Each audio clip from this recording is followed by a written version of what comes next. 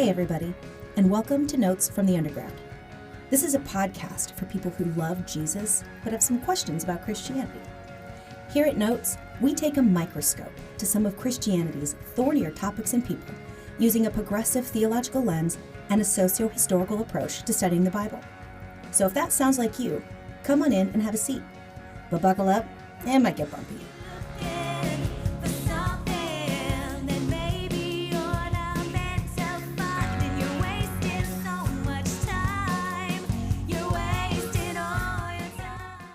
Welcome back to Notes from the Underground, where we take a microscope to some of Christianity's thornier topics and people. I am your host, Tiziana, Mom So Hard Severse, which I'm not actually momming hard at all right now. You're not, but how do you mom so hard? I don't. My mother-in-law moms hard. That's what she's doing. Yeah. Thankfully, my mother-in-law stepped in today, and she is like, go to the podcast. She'll take a bottle if she's hungry. Amen. What did I tell you? Thank God. Thank God. Thank God for her. So anyhow, to my right, I've got Rick, the Podfather Welch. I'm getting some new names. Is that where we're going? Podfather. Sarita calls me the OG. Mm-hmm. Let's see. Rick Carter calls me Jelly. I don't know. You call me whatever you want. Just don't call me late for dinner. Hey. That's so cliched, but I'm fat, and so please don't call me late for dinner. We also, for the first time here, right, Yep. have Sarita the Edge Edgerton. Hi, I'm Mom So Hard this morning. Yeah, you've been momming hard a lot since the birthday party. How you momming so hard today? Well, I got up and cleaned some softball pants, bleached them, got them white again. Whew, that's some work. Did some algebra with some kid, got him ready for that. Made sure my husband could get everybody to orthodontist appointments, like directing traffic, basically. Yes, doing all the unpaid And then I drove labor. 45 minutes. That's right. Yeah, that's a lot of stuff. And I did it on 1 cup of coffee. And Yeah. all before 9. That right I there. am a champ. That right there is a champion. Oh my goodness. I am living on the edge. Ha ha. See? Okay. And as usual, behind the glass, Rocket Man Andy Bishop. Oh, that reminds me. Whenever we did our last episode on Hebrews, which hasn't been released yet, but it will be this week. So by the time you hear this episode, it'll matter. You did something. You were singing a song. I'm walking on the edge. That would be a great name for your own little thing. Walking on the edge with Sarita the Edge Edgerton. That's pretty good. The lyric, to be fair, is living on the edge. I said, Right. I was living on the edge. Oh, is that what you said? I think she just missaid it in the moment that she was like quickly recalling it for a joke. Who is that band that did that? Aerosmith. Oh, that's right. But we could call it living on the edge. Yeah, or You even just could. walking on the edge if you want. Walking on the edge, yeah. It's still a good name. It's still fun, and it's still you could parody the name of the thing. People do that stuff all the time. Yeah. That's right. Yeah, you can call it whatever you want. Walking on the turns edge. out. I love it. I do. That's why I say with Nala, I would do anything for food. That's my dog. So it's okay. I had a different one. I would do anything for lust. That's true. Yeah, that's true. Well, That's for a dude? Yeah. Man, you would be surprised how many dishes and laundry I've done. Right? I tell Dylan, if you want to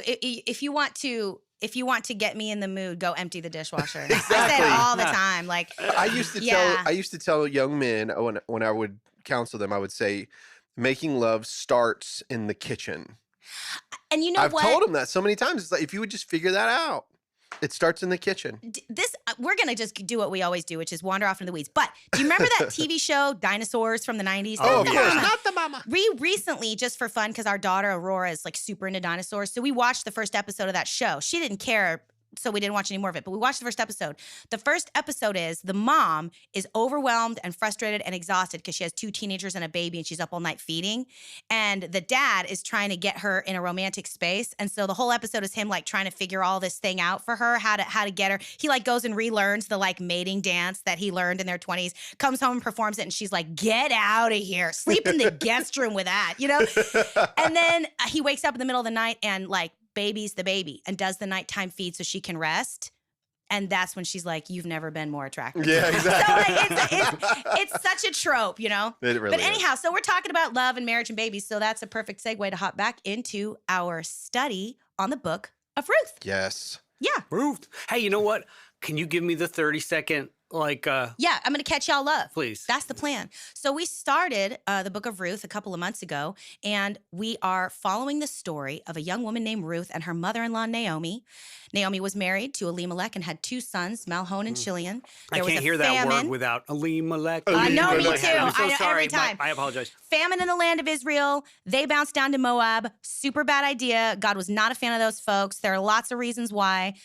Then the 2 sons die, and the husband dies. And so Naomi's like, ugh, I got to go back. I got to go back to Israel because I got nothing here. And I've heard that they've got food there again. The 2 daughters-in-law are like, we love you. We want to go. And she's like, look, I can't do anything for you because I'm not going to be able to have any more children. So you need to get married and find you a man, girl. And I'm not the one. So Orpah, daughter-in-law number 2, is like, oh, okay, it's really sad, but I'll go. And she takes off. Ruth's like, no, and gives what we often recognized as one of the most beautiful statements, where you go, I will go. Your God will be my God. Your people will be my people. And may God deal with me, be it ever so severely, if anything but death separates us. Right. It's beautiful. Lots of people call that her conversion. I'm not there, but there's arguments against that. We talked about that. So she goes back to, Naomi returns to town, head hung low. She left with plenty in a time of famine and has returned in a time of plenty with nothing but a Moabite, which again, was not a bonus. And it's such a that wasn't a thumbs up. Such a God-man story. Oh yeah, you know? I mean, I it's know. so it really is. I know. Ruth walked into a situation where she was a cultural pariah, and she rolled up her sleeves, and her love for Naomi, that Hebrew word chesed, faithfulness. Her faithfulness to Naomi was such that she was like, what do I got to do? Right? So they arrive back in, we're now chapter 2. They arrive back into Babylon. Bethlehem. What? Bethlehem. Bethlehem. Blah, blah, blah, blah. And One of those Ruth sets out to go find some food. And Naomi says, go out. And she says, I will go out and see in whose field I may find favor, which we discussed again, she shouldn't have had to do, because God prescribed in Leviticus that they were to leave gleanings on purpose.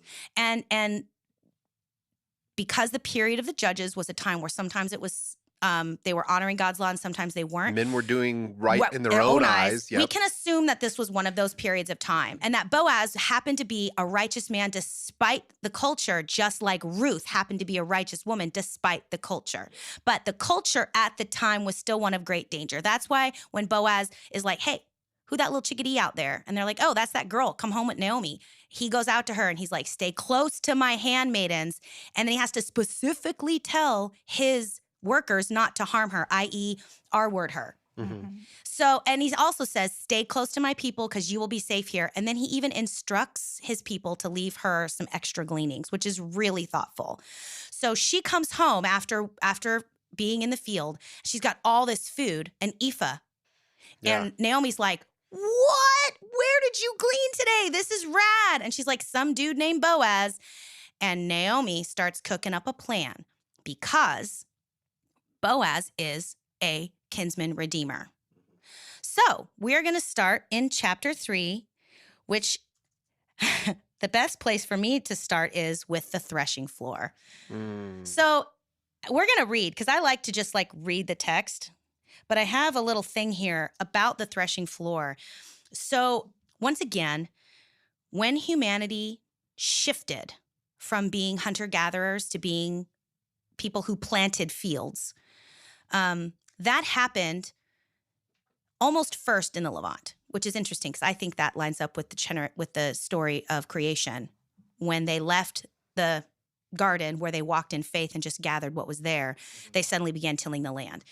So in the Levant, which is that area Mesopotamia, Fertile Crescent. The Fertile Crescent. Thank you. I'm sitting here. No one can see me using my hands to try and draw a picture of the side of the Mediterranean Ocean. Thank God for Sarita. Anyway, it arose there first. So there were lots of cultures in and around this time that had threshing floors.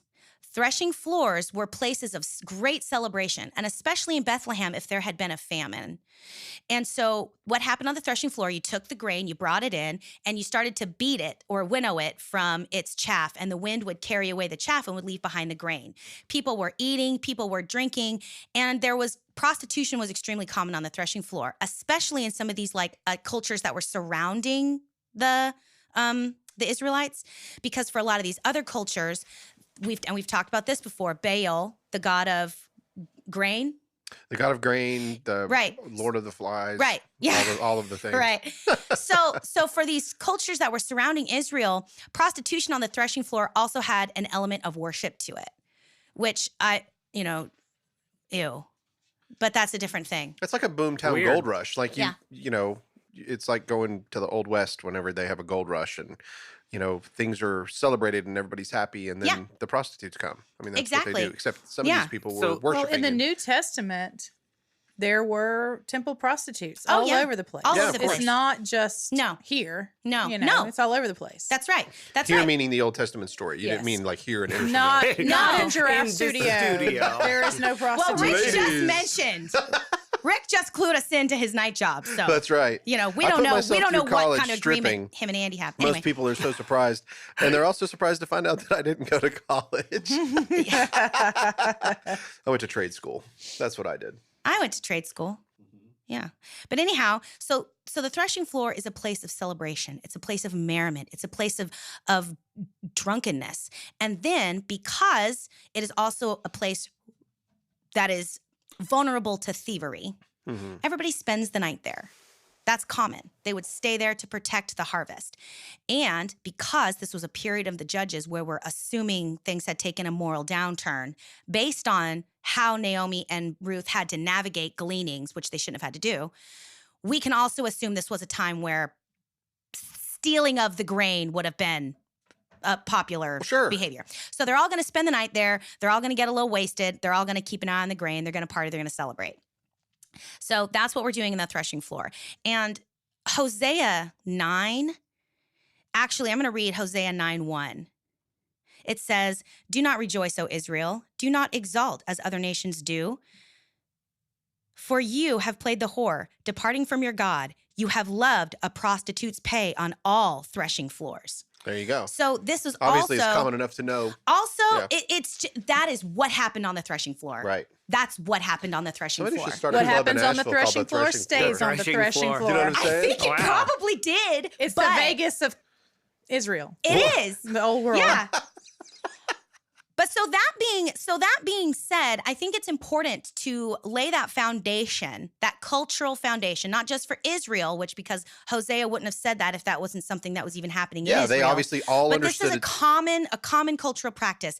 It's almost like when you make a joke about a bachelor party in this country, you automatically understand it means strippers and cocaine. Exactly. Right?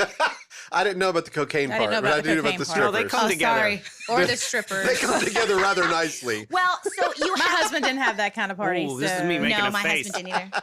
Neither of my husbands did. I don't think. Andy, you were in charge of Brent's bachelor party. I don't remember. I think you guys like played video games or Well, something. yeah, it was nothing. Yeah. We were not that sort of partiers. No. No strippers and cocaine, huh? No. Well, maybe we optioned it and Right. decided to sit around. Video games. Right, you decided not. You were like strippers and cocaine or playing video games in my and basement. weed. Yeah. No, instead we recreated that 70s show, apparently. That's what it sounds That's like. what it sounds like. I wasn't there. I wasn't invited. Of course not. I wasn't It's invited. a bachelor party. Yeah, exactly. But Well, I think when you have this becomes a party where they're going to be drinking, alcohol does some things to our inhibitions. And so if there are women and men in the same area and their inhibitions are less than stellar at that moment, they're not in control. Yep. So typically you're going to have these things happen. And that's why you must be so very careful. Yeah. We don't have threshing floors, but we have other places that I, as a married woman, probably shouldn't go to and imbibe. unless you go with your husband. and imbibe alone. Yeah. Right? Yeah. And so not to put myself in a situation where I would be Vulnerable. less inhibited Mm-hmm. and do something that would ruin my marriage. And Absolutely. it's just not, we have to be very careful. But obviously this wasn't a hard and fast rule here in the Bible. Well, in and the one story. thing that's fascinating and that we're going to get into, because we're going to start reading chapter 3, and it gets spicy. This is one of those stories that I think should have like an NC-17 But there's a couple of I'm them, making especially Old a Testament, joke. yeah. I'm making a joke. The Hebrew Bible I'm is not. full. Yeah, the Hebrew Bible is full of stories and situations that, if we can approach them bravely, can find lots of direction for how we should behave today. Mm-hmm. And Listen. we can. So I got saved at 25. I got married at 26. But in our counseling, I was a new Christian. Mm. And our pastor made us do the Song of Solomon, where he explained what the symbology meant. And I remember thinking, now, I wasn't a Christian until 25. So I had done things that were less than godly. We'll go with that. I like that. And I remember going, this is in the Bible? Oh my word. And I was like flushed and embarrassed. I'm like, I had done things. Yeah. It wasn't like I had not done things. Yeah, you weren't Biblical things. But I knew carnality in a real way. Yeah. And so when I was like, that's in the Bible, and I go get my Bible, and sure enough, there it was. And I was like, oh, well, so when you go to church, does somebody, and I've never heard in my Christian life anybody preach on the Song of Solomon from the pulpit. I have. Because it is so controversial. It's so spicy. Well, You're lucky. You're lucky. I am. But I have. I've heard people reference it only in reference to its spiritual metaphor, which is the love that God has for people. But you know what? We are missing an opportunity. I've done a women's Bible study. I've heard it. There you go. I've heard it preached twice. Yeah. By men. Yeah. And they were Latina missionaries, and they were talking about. They were men. They were men. The machismo. And they were talking about the love for a man to a woman. That would be and the Latino, sexual and not erotic love that is necessary in a relationship. Yeah. They It's talked necessary. about it. They did not shy away Andy- from From the it. pulpit? Andy, From the pulpit. Sarita's borrowing your Bible, yes? Yeah. I don't know if you've had a chance to take a gander at it a whole heck of a lot. You should read the Song of Solomon so that you have a background on what we're talking about. Okay. It is a love poem It's short. between a man and a woman, Uh-huh. and it is racy. Now, we talked about this. Straight up racy, like describes body The parts flocks and of stuff. Gilead. Some of and the goats. greatest, like Yeah. one of my greatest pickup lines that I ever used came out of that book. Can't wait for this. Your teeth are like a flock of newly shorn ewes. Each one with its pair, right? Yeah. You ain't missing no teeth, girl. That's hot. You got buck teeth. Your breasts that are like just a came pair up of from his something. washing. Yeah, turtle doves or some Turtle nonsense. doves, yeah. Yeah. Yeah, they never And she worked. talks about his cedar, and I don't think we have to translate that. His cedar tree. We don't have to translate that. I mean, Goodness it's amazing. gracious. it's amazing. Oh. But I think that That's like, funny. it like, should also come with an NC-17 rating. Yeah. I'm going to preface this. We're about to jump into chapter 3, and we're going to read it line by line, and we're going to have a discussion. Yep. So wait, it just occurred to me that wood as a metaphor for a penis is thousands of years old. Yes. Yeah. Dude. That's amazing. But he called it Sorry. a cedar. A cedar, Like a big cedar. Yeah. Yeah, buddy. which Yeah. was known in Lebanon as very tall trees. Very Yeah. tall and strong. Giant. trees. Oh. Yeah, I'm from the Pacific Northwest where Yeah. we have cedar trees. Yeah. Tall and strong and proud and thick, mind you. Listen, I am from the place of scrub Sorry, pines. I turned it back there. I come from the place of scrub pines and red clay mud. So what does that tell you? I don't know. We'll ask Holly later. Please don't. This No, is we're no. not. You gotta ask Holly later. No. Okay. Holly, you're off the hook. Let's see. Let's jump in. Who? Now, what I'm reading is the HarperCollins Study Bible. It's the New Standard Revised Version. Would anybody like to kick us off with the Sure. reading somewhere I am else? reading the New American Standard. Okay. So it's not the same as yours, but Close. we'll be close. How many verses? Let's just get started let's read all the way down to 4. Or let's read all the way down to 6, excuse me. First 1 through 6. Then her mother-in-law, Naomi, said to her, "My daughter, shall I not seek security for you, that it may go well for you? Now then, is Boaz not our relative, with whose young women you were? Behold, he is winnowing barley at the threshing floor tonight. Wash yourself, therefore, and anoint yourself, and put on your best clothes, and go down to the threshing floor. But do not reveal yourself to the man until he has finished eating and drinking. And it shall be when he lies down that you shall take notice of the place where he lies, and you shall go and uncover his feet and lie down. Then he will tell you what you should do." And she said to her, "All that you say I will do." So she went down to the threshing floor and did according to all that her mother-in-law had commanded her. Y'all, I'm going to stop there and just say, I don't know any woman that would go to the club, for example, and not get herself all fancy and dressed up because her goal was to be attractive. Like her goal was to smell good, to look good, to be attractive. And the other issue is, because this may or may not be a good place to jump in if we talked too much about the Levirate marriage. So Naomi's goal here, when she says, because she says to her, some security, she means a husband. So the time has come in Naomi's eyes to approach Boaz for a Levirate marriage. That's why she mentions that he's a kinsman. But instead of approaching Boaz in the daytime as Ruth's handler, as it were, and saying to him directly, you and I are kin, let's talk about being a kinsman redeemer, she instead instructs Ruth to get dressed and get clean, which at this point, Boaz's only interactions with Ruth had been in the field, where she was likely sweaty and stinky. And so Naomi instructs her to get clean, and to anoint yourself with oil it's the ancient equivalent of cosmetics. Right. And to go down to the threshing floor and to just hang out for a while in an environment where the only pretty girls there were prostitutes. Yeah. And then wait until Boaz falls asleep and go and uncover his feet, and then he will tell you what to do. Discuss. What do you She's basically okay, first of all, I think I see from the mother-in-law side of this, Naomi knows that she's not going to live forever. And if Ruth is left there without protection from someone, a family, something, she's going to be enslaved. She's going to be taken advantage of. Yeah. So she's coming from a place of love. Absolutely. But she tells her daughter-in-law to get herself into sort of a prickly position. You have to go wait till he's drunk. Yeah. He's full, he's drunk, he's slept, and go put yourself in a position where he has to redeem you if he can. And she puts herself out there. Yeah. And I get where Naomi's coming from, but I don't know this is the best. This is not the advice that I would give my daughter. Hey, would you go and just... It's a bit of a risky plan. Yeah. It's a little bit. Have you ever seen what whores do, honey?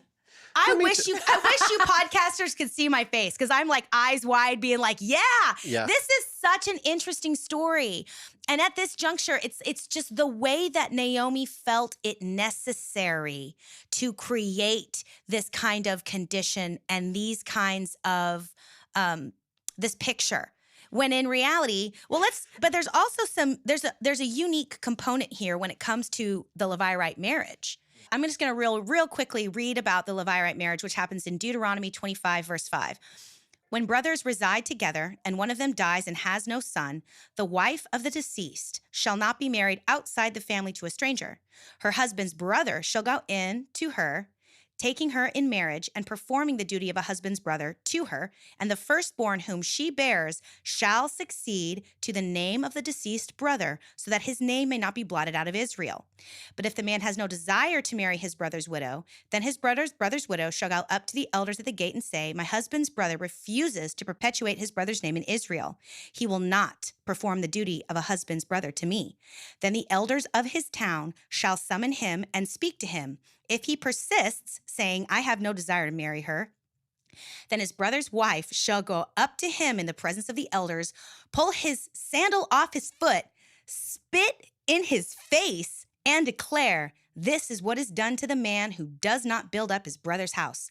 Throughout Israel, his family shall be known as the house of him whose sandal was pulled off. So if you remember, Andy, do you remember when we did our funny interlude and we talked about Onan and his wife? Remember, Onan's brother had died. And so what Onan's brother does, he goes and he has sex with her, but then he pulls out. Remember I said that was the first spills pull out. Spills his seed on the ground. Spills his seed on the ground. Well, so what was happening and why we laughed at it out of context, because it was based on what she said in Deuteronomy 25. That was what was supposed to have happened, is that she was allowed, she had rights. God gave that woman rights in this and said, yeah, I'm going to spit in your face. This is what you won't do for your brother. Well, he didn't want to deal with that. So what he did was he had sex with her, but didn't give her the seed so he could avoid the embarrassment and all of that. So you know what happened? What? God just killed him on the spot. So Yeah. that's the Levirate marriage you're talking about. It is. And so that's the Levirate marriage that we're talking about. Now, when we have two things at play when it comes to the study of the Hebrew Bible. We have Torah law, which is what we just read. And then we have the rabbinical law, which is how the rabbis kind of sussed out some of these things and made them larger and grander and bigger over time, which again is kind of one of the beefs that Jesus had when he came, was that the rabbinic law had kind of overshadowed Torah. But there's a lot to be said here. What if somebody doesn't have a brother? Right. What if, what if the brother's already married? What if the brother's already married, but he's married to this woman's sister? Because sleeping with a woman's sister is, again, against the law. Mm-hmm. That's against biblical law.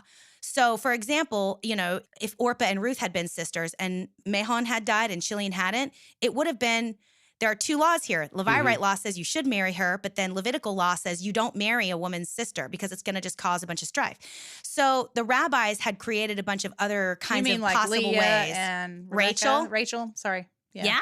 Mm-hmm. They caused a lot of strife. So much strife. And that's the other thing too. So the rabbis were like, okay, and again, when I say rabbis, these are over thousands of years. And we could reference the Babylonian Talmud. We could reference Josephus, who we talked about a number of times on the show. I think Mennonites was another like great Jewish thinker, another rabbi, where they kind of found out ways to take these laws and stretch them out and make them a little more applicable. But the fact remains that if Naomi had felt compelled to approach Boaz in order to enact this Levirate marriage, she had a precedent. Just go and just ask. And the precedent is, if he refuses, he's going to be humiliated in front of all of their culture and society. And of note, inheritance laws were such that the reason a brother might choose to not follow through with the Levirate marriage is that if he gave that woman a firstborn son, that firstborn son was going to inherit his dead father's property. But if there was no son and there was no one to inherit, then the next brother would inherit the property. Right. So some brothers, and there would have been a challenge potentially within the Jewish nation and within Israelite culture, where a greedy brother would have not wanted to enact the Levirate marriage because he had his eyes on his brother's property and would rather inherit it. So that's why this woman had the right to shame and humiliate him in front of everyone if he chose not to do it. And so, but, we run into things where the cultural shame possibly wouldn't have been enough to overcome it. So the rabbis kind of came up with these they also had different interpretations of, for example, when two brothers live together. Some rabbis preach that if they lived in the same town, so if the other brother lived in a different town, then another relative could redeem her, or if they interpreted live together as alive at the same time. So if the other brothers were dead, then another relative could redeem her. They had to kind of stretch it out a little bit, and so that's kind of what they're referring to here, because Boaz is not a brother; he's a quote unquote kinsman redeemer by rabbinic law. But not necessarily by Torah law, because he's not a brother. Right. And I feel this, like there's an undertone here too, because Naomi, obviously, let's talk about men and women. Let's just be real. I mean, men and women, a woman who dresses up and smells good is incredibly attractive, and I totally get it. But see, Boaz was a cool dude. Like we learned that earlier in chapter 2. He was really good with Ruth. Like he treated her really well. But he wasn't married. He wasn't married yet. And so this is a man who works, who is honorable. All those ladies on the threshing floor are going to be trying to get after that, don't you think? I mean, sounds like a catch. I imagine he's a catch. Boaz had probably been dealing with that for quite a long time. That's right. And they come in right at this right moment, and Naomi says, all right, look, he's been kind to you in the dirt. Let's see how he is with you when you're on the threshing floor. Does he treat her like a prostitute? Ooh, y'all, let's read. Let's get in. Let's read, because that's actually, I don't know. I mean, it doesn't match, but it doesn't match his nature. Well, let's keep reading. Before we move to the next part, I also wonder from Naomi's point of view, we always see this through Ruth and Boaz, but from her point of view, was this her only power She had lost everything in a foreign country, had to move back. How traumatic was that? She lost all the property because it would there was go by nothing. husband, right? Yeah, there's nothing there in where she was living. She had to come back home, tail between her legs. Did she feel like her only power was subterfuge? Yeah. I think she probably did. And in reality, it might have been. It's sort of Could like she actually approach did she have the power? The rabbinical powers that be? She could not do that. No, without she a would have been husband. She would have been taken care of as a widow. But they weren't doing there that was either. nobody to take care of her. No, but the point is that she could have called, like, in other words, if we were talking about law, that's where I was heading. Like, she would have been taken care of as a widow. Yeah. You know, and that because God took care of widows and orphans, and that's what he commanded his people to do. And so when she comes back, but she's got this daughter-in-law with her too. So I don't even know if it's subterfuge. I think she's smart, and I think she said, all right, look, if we're going to get a chance with him, and I'm going to give you security. She wasn't worried about herself, but in the back of her mind, she knew how dedicated Ruth was to her. Yeah. So she's trying to take care of the family because no one is going to redeem Naomi. Yes. And she's beyond that. That's why she's past bitter. redemption. And Isn't that the hurts your saddest heart, words? doesn't it? Isn't that the Past saddest redemption. Only in man's eyes, but not in God's. in the law. Yeah, She's but that's past what I redemption, but mean. not in grace. So I get goosebumps when you said that because that's exactly the picture that's being painted here. That's a woman right. that is beyond redemption. Yes.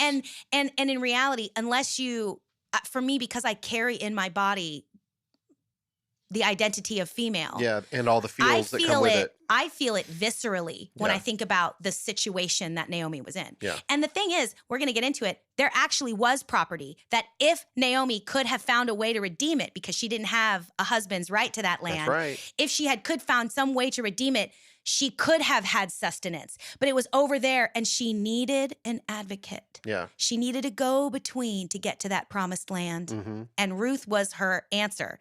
So she's kind of cooked up this interesting plan. And to me, it gives big Esther vibes because Esther was also in an impossible situation that she had no power to control. And Speaking of that, by the way, this is go ahead. the Feast of Purim. Yes. When you think, when you said Ruth, Yeah. like I totally agree with that. But I think it's Ruth and Boaz she sees Ruth and Boaz as getting her to that place. Yeah. She's got to go through the kinsman redeemer. She And has to. she does. So And- Ruth is her way, but it has to be through Boaz. Right. And what's fascinating too is in her desire to redeem, again, it's this loving, beautiful relationship. It's both her desire to redeem Ruth from her fate, because again, like you said, once Naomi passed away, she was older than Ruth, at least by 20 years, at least. Yeah, minimum. Once Naomi was gone, Ruth would have no protection. No, especially as in a a Moabite. lawless land, As a especially Moabite? Moabite, especially in the period of the Judges, which was a politically and religiously very tenuous time. Yeah. So, but in her desire to protect Ruth, she's also protecting herself because you love your neighbor as yourself. And when we lift one another up, a rising tide lifts all boats, you know? Yeah. So it's the way that also her redemption is just inexorably tied to Ruth's redemption. And another thing too. It's such a complex interweaving of relationships that is unique to manless women in that period of time. I love whenever Sarita said subterfuge, it really kind of like stuck in my brain, and I was like, I don't know if that's the way. And then go ahead, Andy. What were you going to say? I was thinking that subterfuge is kind of a value judgment, and it may not. Like the fact that it happens at night, but it may not have been seen. Yeah, and I totally see Or where she's thought of coming. it that I see way. where you're coming from, Sarita, on that. Like I totally do. I'm one of the things that I love about the relationship between Ruth and Naomi is that Naomi never lies. Naomi is so brutally honest with Yeah, Ruth. dude, she's straight up. And so when she says, all right, I want you to start looking good, do you think Ruth didn't understand what Naomi meant? She was a Moabite, son. She knew exactly what she knew meant. what was up. She done one. She either had Malon and Chili, and I don't know which one she Netflixed and Chili on with. Yeah, But right. But here's the That other was thing. good, huh? Here's the other thing. She was a Moabite. She knew all about prostitution on the Absolutely threshing she floor. did. That was what her culture was doing. That's right. She knew that that's what Naomi was asking her to do. Mhm. Yep. But Did whether she or not get her the deed got husband that did, way? she did. But Did she? Maybe. that's the Her question. first husband. Sorry. Possible. Not- The Oh, son did Ruth of get her Naomi? first husband that way? We don't know. Girl, that's a good question. See, that's the thing. I'm fascinated with what would have been Ruth's history. Was her family dead? Is that why she was so attached to Naomi? Did her mother die at a young age? And so she had this like trauma. And so Naomi filled a deep wound, soothed a deep wound in her heart. Like there's a very specific reason why this woman would have abandoned her own home, her own culture, her own people, her own ways, and travel with this other woman in like the period of the Judges was like 1000 BCE, 1200 BCE. Yeah. This is a dangerous time in history. And just for fun, I just got to say this just because it's in my heart. If you can think about how small and insignificant this one tiny little Moabite woman would be in the realm of history, where she fits, like grain of sand small, yet she is the one that's going to carry the promise. Boom! It's awesome. Am I making you cry, lady? You're making me get a little I'm also postpartum. If you feel like you're insignificant, be surprised. Don't be surprised at what God can do with you. Wow. What were you going to say, Sarita? I also have this question. She married a Jewish man with Orpah, who Oprah was named after, by the way. Just misspelled wrong? Yeah, her parents misspelled it on her birth certificate, and that's how she got her name. She was supposed to be Orpah, not Oprah. I didn't She know told that on her show many years ago. I'm old enough to have watched I the show. remember that. So, anyway, would she have had to convert to Judaism to marry him? You're more of a scholar than I am, like as far as you've been to divinity school. I mean, I read my Bible, but would she have had to convert to Judaism? That is another argument. So I brought a really fascinating book with me that I've been reading. And I have this. I brought it right here. Let me just shuffle my ish around. And once you get that, I have an opinion on that. And so this book is written by a man named Israel Drazen. It's called Unusual Bible Interpretations. This particular book is the series that covers Ruth, Esther, and Judith. So Israel Drazen was a top military. He was like a general in the United States military for 1,000 years, like his whole career. He's also a PhD. He's a Jewish man. He's a PhD in psychology and a PhD in theology. So he's highly studied. He was actually critical and one of the critical voices in the fight to preserve the chaplaincy within the United States military. Really? They wanted to get rid of it. And he was like, no, you need that. Yeah. Yeah. So he's a good dude. And he, this book it's broken down by issue, and he's compiled what different rabbis, because all we really have is what the rabbis would have said. And that's a big question. You know, did Ruth convert? And he says, we saw that many rabbis insisted that Ruth, or perhaps even Orpah, had converted to Judaism in their land, although the rabbis do not agree on when this occurred. There are good reasons to think that the concept of conversion did not exist during her time and was introduced later. So until then, the Israelites thought of themselves as a nation, not a religion. People could join the Israelite nation simply by marrying an Israelite or deciding to be an Israelite and live in that nation. It was much like the naturalization process today, except far easier. There was no paperwork or legal requirements. So that's the argument at the beginning of that chapter. And then he goes in and he outlines different rabbis and different thoughts about that. So there is some suggestion that their identity, back to ancient Near East, the way that Israel's religious and civil law kind of intertwined is unique. So, and within that period of time, a person's national identity dictated what deities they worshiped because deities were tied to land specifically. So what he's saying is, we don't know if Ruth converted. A lot of people suggest that her declaration of that, where you go, Father, I'll be my God, that was her conversion. But it doesn't even sound like it was a concept. The requirements for that come much later in the law. And so it's not really, that didn't exist. The question may not apply in a weird way. So the question then becomes, did she become Israelite by marriage? Because in this period of time, the period of Judges, because like I said, this is like 125 BCE, you know, is early in their history. Like, she would have married in and become an Israelite by naturalization, except, like we discussed in Deuteronomy, they were not to include a Moabite unto the 10th generation. And we're about to, at the end of this book, read the genealogy. You can count it. It wasn't 10 generations. No, it was not. So, Like you said, God does what he wants to do. Right. So and the other part of that story is if Naomi and if Ruth had converted, both either when she married an Israelite the first time in Moab or when she made that gorgeous declaration, if she had converted, then why do the writers of Ruth consistently refer to her as a Moabite? They never refer to her as an Israelite. They never refer to her as a part of the nation. They never give her any other name except a Moabite consistently all the way to the end, even after she marries Boaz. Yeah. So it's a good question. I don't have a dog in that fight, but there has never been a genuine consensus from either party about whether or not Ruth ever converted. And it's just like our conversations on preterism and our own conversations around eschatology. Some people think she converted when she married Malhan. Some people think she converted when she made the declaration. Some people think she converted when she married Boaz. Yeah. And some people think she never converted at all because that wasn't even a thing in their culture yet. Because you've fallen into the forever trap of conversations about things like this, which is, what do you mean by converted? Right. And I think, for me, What do you mean by work?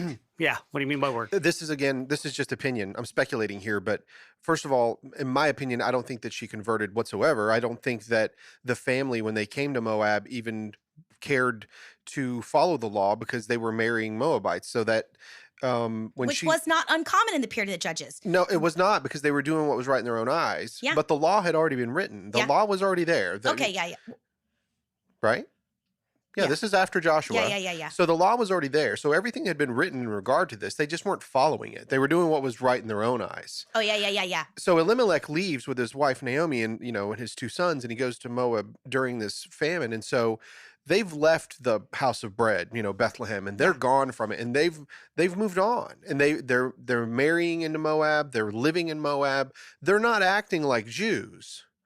So if you think about like the parable of the prodigal son, you have two sons really that are at home, and the one that says, "Give me my inheritance now," and he goes off to a far land and he lives riotously and he loses everything, and a famine hits, and then he's eating the husks of the swine, and what does he say to himself?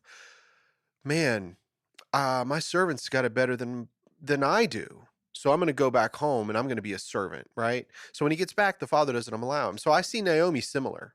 So the son is thinking, I want to be a servant, and he knows. So I think of Naomi the same way. Mm-hmm. I see Naomi as like, I have nothing here and I'm gone. And Ruth doesn't have anything either, obviously, because she's leaving her homeland and she's going with this woman. So it's pretty obvious when you look at the story that she doesn't have anywhere to go. Yeah. But she still loves her mother-in-law, and her mother-in-law loves her. And so when they get back, and I don't want to sidetrack this any further than I already have, but when they get back, Naomi is now re-entering back into her Jewness. Mm-hmm. Do you understand? Yep, she's absolutely. been gone for years, and she's coming back in. She knows the Levirate marriage law, but Ruth does not, which means Ruth was never taught. Right. So therefore, Ruth had never converted. In my mind, she would have known. Yeah. So do you see what I'm saying? I see what you're She saying. could have said, "Hey, Mom, how about this? Can't we do this because the law says such and such?" Right. There was no argument. There was, And that was why my God be your God, my people be my people. What she's saying is, I'm going into a strange land where I don't know anyone, but what you tell me is pleasing to your God, I will do. That's what you right. tell me is pleasing to the gods that rule your land, I want to be pleasing to that God so that I don't bring curses on you, but only blessings. Whatever you tell me to do, that your God says to do, because that's what we're talking about. Everybody was ruled by the gods at this point. yeah. And so she was acknowledging she was moving into a land that had a different God, a God she did not know, a God she had not interacted with, but she wanted to please, and she was depending on Naomi to tell her how to do that. And that's exactly what Naomi is doing. And that's exactly what she's like, doing. Start smelling good, girl. Girl, and go put lay down on the the threshing floor. good panties. Put on the matching set. Or just leave them at home. Yeah. No, oh, Andy,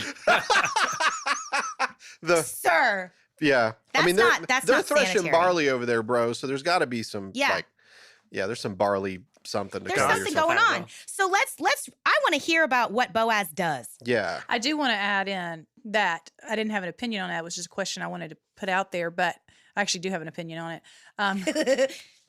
The fact that she is a Moabite woman, Yeah. and she's referred to that way, Mhm. makes her redemption even more poignant. It does to us. Because I am a Moabite woman. Technically, I'm not a Jew. That's so my redemption should have been not. You're a Congolese woman. That's right. I'm Caucasian Congolese. Congolese. I'm inventing a new thing. I love it. All right, so I'm going to keep reading. So we just read down to verse 6.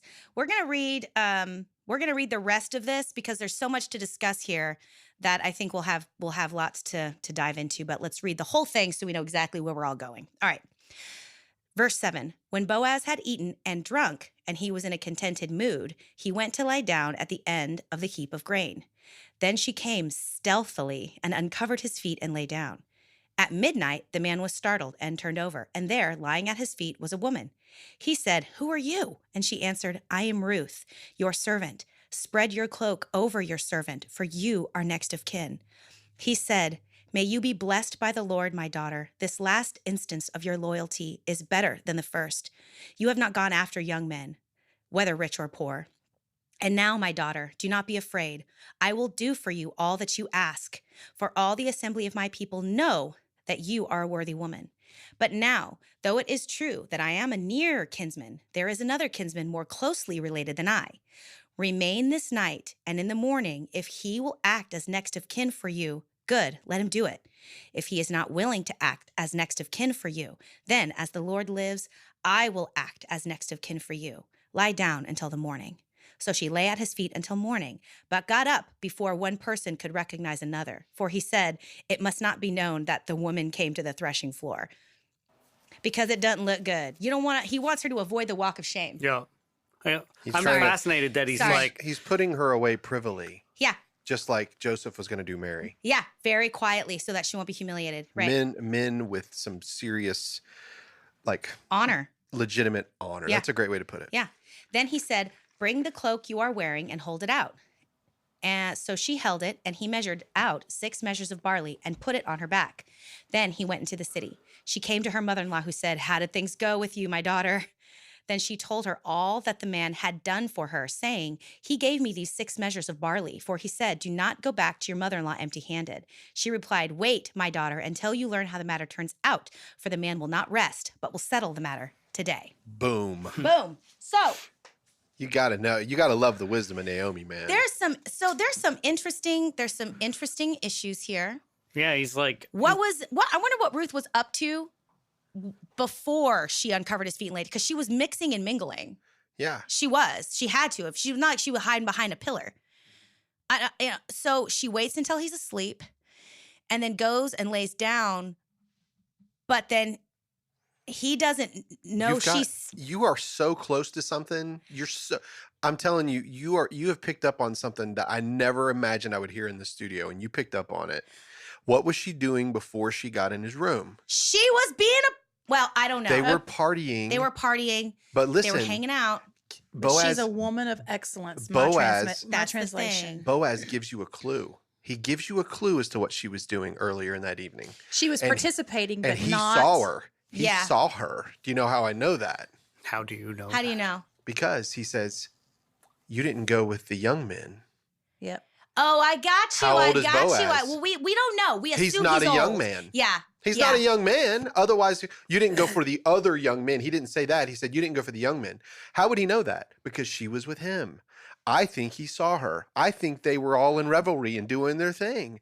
Yeah. And he probably noticed her like, "Oh, that's the girl that I saw in my fields." So here's the thing. That's speculation at best. Now, speculation. I'm going to just preface this next comment with all of that. She went and uncovered his feet, but then he didn't remember. He woke up a couple hours later. I think she approached him, and I think they had sex. But I think she didn't drift off. I think she stayed there next to him. And at midnight, when he was like, "Whoa, you're still here. What are you doing here?" You should split. Then she's like, "But it's me, it's Ruth." And that is the moment that I think his heart, because just like Judah and Tamar, she was using the sex only because she wanted to fulfill the Levirate law, which was honorable. Are you sure within the context that they could have had sex? I don't I think they don't- can. I don't know. I But mean, I understand where you're going. speculation, Judah and right? Tamar, you can use it that way. It wasn't. Yeah, I see also where you're going. prostitution on the threshing floor. That's I what get she it. was there for. Yeah, so yeah. I'm wondering, and I don't know. I'm just wondering. I think our attitude towards sex is probably a little bit different than theirs was, judging by all the context I see in the Bible. I do not think that they were as, what's the word? Protestant about, you know what I mean? Well, puritanical. Puritanical is weird. I really don't. But it seems way more common and out there to me. And plus, also, this is the environment of the threshing floor. That's what right. everybody That's what's did. happening. Yeah. Number two, these people aren't spring chickens. They're not kids. No. She'd been married before. It's not like sex wasn't something she was familiar with. But what I think, it's a little bit to me, and Sarita, I see you want to pop in. Okay, because I want to hear. This is just an opinion. I don't know. But to me, when you see things like, for example, Esther having to spend the night with the king, they weren't playing Scrabble. Right. But God was able to anoint that night such that he remembered that woman by name. Yeah. You know, I think it's possible that Ruth did this thing, but then when Boaz realized that what she was doing was trying to do the faithful and honorable thing, he was floored by her. And when he says to her that you are, let's reread that word, because that word that he uses shows up in Proverbs 31 when we talk about the perfect woman, right? When he says, it's in the notes down here. Mine says she was a woman of excellence. Yeah. Yours had a different translation. Worthy woman. So in 3:11, when he says, and now my daughter, do not be afraid. I will do for all you ask. My people know that you are a worthy woman, excellent woman. That word in the Hebrew, eshet she'al, it's the same word used in 31:10. So Proverbs 31 woman, about a woman who's loyal and faithful and excellent. Because if she was utilizing sexual subterfuge, like you were saying, she wasn't using it to try and ensnare him. She was using it to try and fulfill the honorable and righteous law. Because you're right, she could have run off with one of those other young men, but she didn't. She followed through with Boaz because that was the righteous and honorable thing to do in order so that her dead husband's name would not be blotted out of Israel and Naomi would be taken care of. And it's also she was still following the promise she made to Naomi. I'm going to go and do what you tell me to do. Yeah. Okay, so I'm going to give you a different opinion. Yes. Okay, so I don't think that they had sex that night. Mm-hmm. I wasn't there. Yeah. I'm old, but I'm not that old. Well, I was. Okay, but I'm older than you, so it can't be. No, you're not. Yes, I am. We discussed this in the last one. I'm 49 years old. You look like you're 36. Well, you're sweet. Okay, so I'm serious. I think she was out there eating and drinking, as everyone else was, flirting. Okay. But having then a good time. Everybody was having a good time. Yeah, I mean, you're letting the hair out down the threshing floor. What happens on the okay? So she's out there having a good time. She has a goal in mind, and it's Boaz. Yep. Not anybody else. Mm-hmm. She's following Naomi's orders. That's good. And so Boaz eats. He drinks. We don't know if he frolics, but he passes out because that's what you do on the threshing floor. Mm-hmm. It says she secretly, my version says secretly, yours said something different. Stealthily. But stealthily. She secretly went while he was passed out and laid at his feet, uncovered his feet, laid at his feet. And then he wakes up, and mine says he bends down. So he sits up and then he kind of bends over and is startled that she's there. Like, he's surprised. So had they had sex and she was there, I don't know that. So this is my opinion there. Yeah. Okay. Yeah. And then she says who she is. And she says, she tells him why now. You are my redeemer. You are my redeemer, kinsman. Yeah. And he says, okay, I'll do whatever you want me to, whatever you say. But there's another who has claim over you before me. I'm going to go see him in the morning. I thought that was real interesting, too. Okay, He's like, so, I'll do it. I'll do it, sure. But let's see. Well, he wants to do things. He has to follow the Levirate law. He has to. Okay, so it's about marriage law. So it's about law. I thought he was very laissez-faire about it. I was like, all right. But my thought was that he didn't take it. He could have. Now at midnight, they could have done the thing. Yeah. right there. Yeah. Just get it over with. Yeah. Yeah. But he knew, he had already done a little research. He knew that there was somebody else who had claim over her. Oh, that's a good He point. did not have sex with her because that child would have then been his, and the Redeemer would have claimed him for the brother of the way back when, whatever. I'm so glad you brought that up. There's where I think they didn't have sex. Because he already knew. He's a man of honor. He's a man of honor. He calls her a woman of excellence. Yeah. He's a man of honor. Yeah. And he says, there's someone else. I saw you in the fields. Yeah. I thought you were pretty all sweaty and dirty, which is that not the romantic thing? It's adorable. You were precious to me when you were nasty. Okay? It's adorable. And so Girl, you nasty. but I like it. does Jesus not say, yes. my child, you were precious to me even when you were filthy, Yes. dirty, Yes. stinky, rolling around on the threshing floor? You were precious to me. Yeah. And she was precious to him. Yeah. He had done his research. Am I her redeemed? I think he already had this plan going on.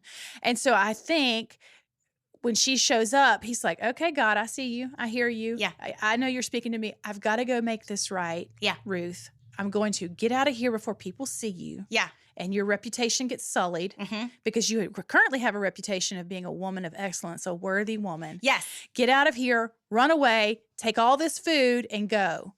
And so I think that disproves the fact that he didn't have sex with her. And it also points back to just how good Naomi is, because when Naomi sends Ruth initially and Ruth starts to follow these specific things and she's a Moabite, how would she know? Yeah.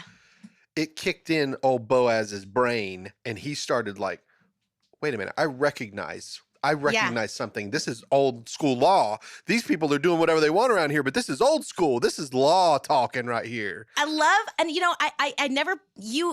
I never noticed that you could have gone after a younger man. Now, it's also possible that he means you could have tried to marry someone else. But again, her identity as a Moabite kind of put her in terms of into an outcast.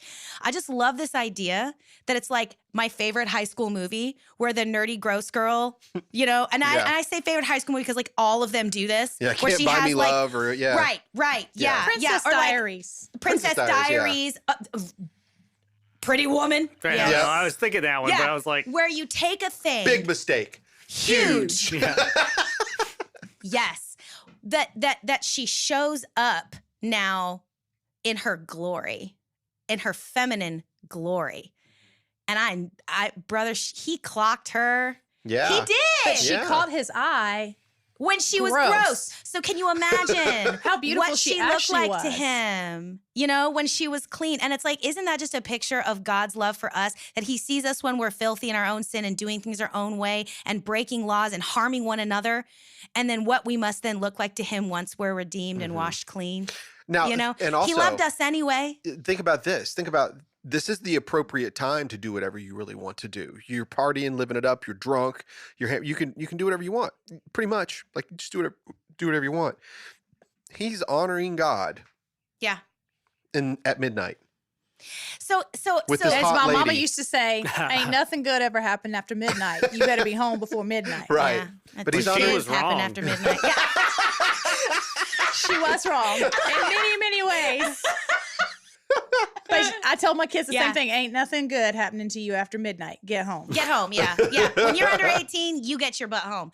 But here's the thing. She was wrong. Oh man. Andy I love Bishop. In it. so many ways. He is the Yeah. Rocket Man. Yeah. Picow. She's So- passed on, so we'll leave it there. I don't have an opinion. I think that your read, Sarita, is beautiful. I think that it could be I don't know what happened. It could be anything. I wasn't there. Yeah, I wasn't there. And I think that that's the kind of the beauty of the living word is that you're able to allow the Lord to use it to speak to you however it speaks to you.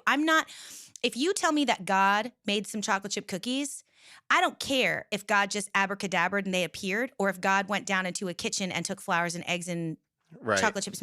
It doesn't matter to me. I'm not attached to the stories being so 100% literal and factual that there's not room for the Holy Spirit to allow me to interact with that story in a way that blesses my heart and soul, right? Because to me, it doesn't matter if God made the cookies or if God abracadabraed them. Mhm. I still have a chocolate cookie. Right. And one thing that stuck with me was listening to a professor tell a story about how, and this makes me want to cry, Filipino Christian women that are in prostitution because that's their only option.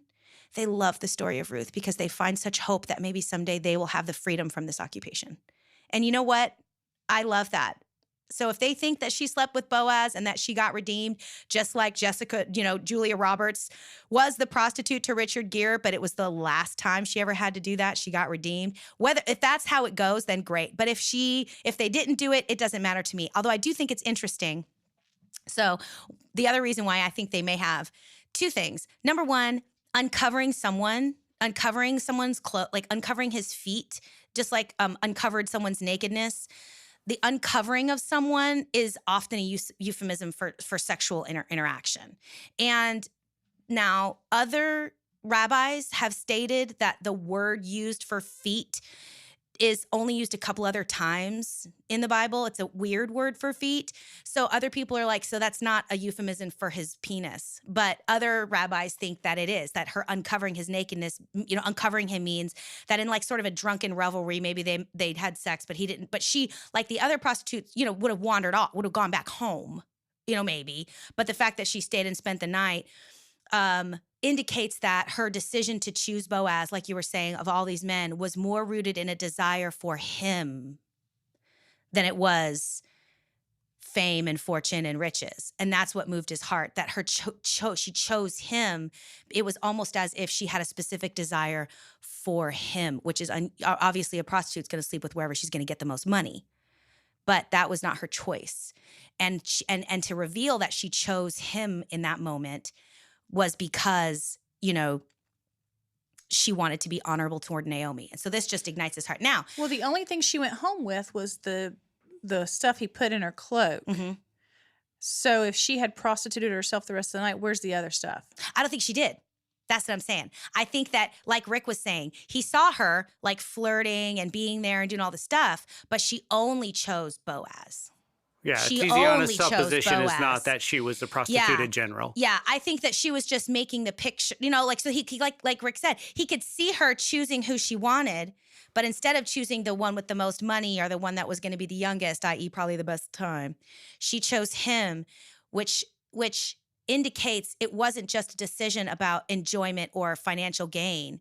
She cared about him because he was the key to honoring God's law. Yeah, I think that it's just, again, it points back to the Naomi. It's kind of like, have you guys ever seen A Beautiful Mind? Oh, yeah. Do you remember whenever John Nash is working out his thesis and he can't quite figure out it and he's at the bar Mm-hmm. and then he sees the blonde and her friends Yeah. and he creates this entire economic equation based off of how many people go for the blonde. Yes.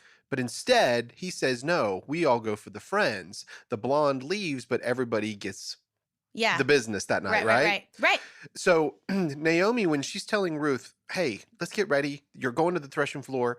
The point is that you're going to go to get Boaz, right? Yeah. So when you want somebody, a lot of times you might go and flirt with the other people Yeah. to entice the one that's looking. In other words, I think that Naomi could have told Ruth, this is how you work a room, or Yeah. Ruth knew. I bet Ruth knew. I mean, she was a Moabite. yeah, and she wasn't new. She wasn't born yesterday. Right. So I'm just saying that Yeah. because he said you could have chose the younger men, I think that he knew, like he's looking at her like, she's hot and she's going to get whatever she wants. Yeah. But he's already done some, like she said, Sarita picked up on, Yeah. he's already done the research. So I love that. It is. Yeah, and I it's think that's powerful to fantastic. him because he's interested. Yeah. But it's not, it's almost like a hard to get kind of a thing. Yeah. And then next thing you know, he wakes up and he's like, whoa, this hottie is right here. Yeah. But he still honors God and does not cross the line. Yeah. That's the kind of person. The thing, and the only reason why I think, because there's two interpretations in the Bible, like in the Bible version that I just read, it says, what happened, and Ruth told him of all that had transpired. But other translations like of that word are all that he had done to her. And so there's ambiguity, And to me, the kicker is the emergency that Boaz then experienced. He will not rest until this matter is settled. Now, either he didn't sleep with her, perfectly fine, and was anxious to get this thing settled because he really wanted to, or he'd already slept with her unknowing And wanted to fix it. and wanted to, because what was the law? She would have been. What would the law have stated? They would have stoned her. Right. But she was a Moabite, so maybe not, but it would have looked really bad. And so she would no longer have been a woman of excellence. No, she wouldn't have. So it's almost as if in his haste, just like Joseph and Mary, to not cause further harm, he was like, we need to get a marriage certificate like stat, because if we get married or later, we need to get her out. Then he actually wasn't going to marry her. He was going to put her away. But Joseph and Mary. No, yeah. I'm talking about both. Yeah. Oh, okay. But I'm just saying, like, a man that wants to do things the right way. Yes. Right. So it's possible that because he, like I said, the man will not rest until that matter is settled today. Where's the fire, Boaz? Yeah. Where's the fire? In his loins. Right? So that's it. Right? So those are the choices. So either way, they didn't sleep together. I just got goosebumps when you said that. It was so funny. Well, they like when she heard loins in my pants. Well, that's also an old sketch from that's an old In Living Color sketch. The two girls that are always like, "Where's the in my pants?" I was thinking of the Golden Girls, where she talks about, "Have your loins ever been on fire?" Well, of course they have, Rose. So funny. I love that show. But so two things. Either, either way, there is no question in my observation, and I don't think even amongst the rabbis there is some question, because there are some that want to say, oh, when she clothed herself in her Sunday best, it was a euphemism for clothing herself in righteousness. When she clothed it, but to me, that's just a bunch of BS. That's a bunch of pearl clutchers that just can't like live in a real world with real dirty people. Girl, she was decorating that tree. She was decorating that tree because she wanted some presents. With a star on top. She was doing it. Yeah, and Naomi coached her. So I like Rick's read that the idea was to work the room on purpose in front of Boaz, so that he could see her and be enticed by her. Now, you know you did that. Oh, back in the day at the bar, you're like, okay, say something to make, because I laugh. Do you think that Exactly. Why did I want to play in a band? Exactly. Was it because I love music so much, or is it because I wanted to get laid? Dig because you wanted to lose money for an ongoing basis for years, on an ongoing basis for years. Because I wanted to experience the crushing disappointment of loving my art more than anything, and listen to people have chats and conversations over me playing as music. a musician, but that didn't stop me from trying to make it. Yeah. That was my whole point. Was I wanted to. You wanted the ladies. I wanted the ladies. Well, I was married. Brent and I were married. Yeah. And in a relationship before. I had to beg these boys to let let me be in their band. You didn't want the ladies? No. Well, that's a whole other conversation. No, I'm just kidding. So, but that was that's a whole other conversation, because there's a lot. That was fun. But this has been an awesome look at Ruth 3, man. Yeah. I've never had this kind of a conversation about it before. Yeah. Good well, insight I'm excited. on you guys. This is the stuff I love talking about. I love getting into how do we translate this?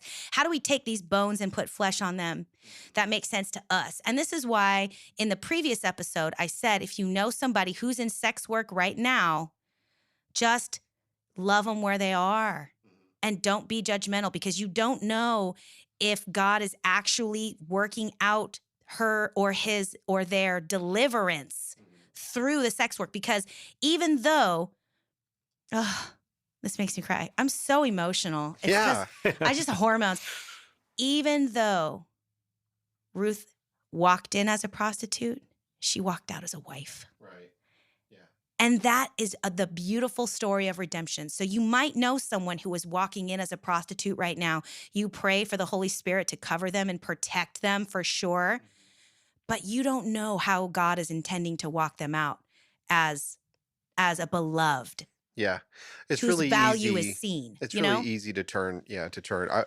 Can I read something out of Ephesians? Yeah, and then I think we might want to wrap this one up, because I think it's been a little over an hour. This would be a good way to wrap it up.